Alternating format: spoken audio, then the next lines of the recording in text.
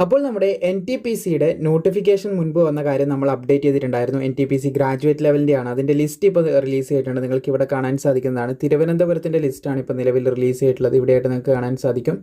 അപ്പോൾ മറ്റുള്ള ഇതിലേക്കാണ് കൂടുതൽ സോണിലേക്കാണ് നിങ്ങൾ കൊടുത്തിട്ടുള്ളതെങ്കിൽ അതിൻ്റെ ആർ ആർ ബി വെബ്സൈറ്റിൽ കയറി നിങ്ങൾക്കത് ഡൗൺലോഡ് ചെയ്തെടുക്കാനായിട്ട് സാധിക്കുന്നതാണ്.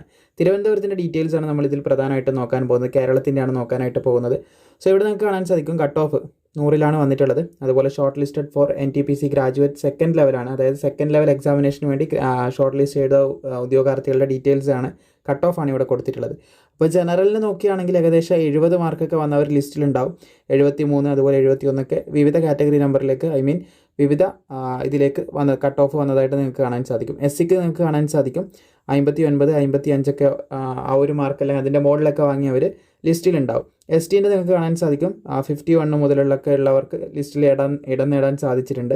ഒ ബി സി കാണാൻ സാധിക്കുന്നതാണ് 68 വന്നിട്ടുണ്ട്. 68ൻ്റെ മുകളിലൊക്കെ മാർക്കുള്ളവർ ലിസ്റ്റിൽ ഇടം നേടിയിട്ടുണ്ട്. ഇ ഡബ്ല്യു എസിൻ്റെ കാണാൻ സാധിക്കുന്നതാണ് 56 ഉള്ളവർക്ക് ലിസ്റ്റിൽ ഇടം നേടാൻ സാധിച്ചിട്ടുണ്ട്. ഏകദേശമാണ് കേട്ടോ, 56.599 നിങ്ങൾക്ക് ഇവിടെ കാണാൻ സാധിക്കും.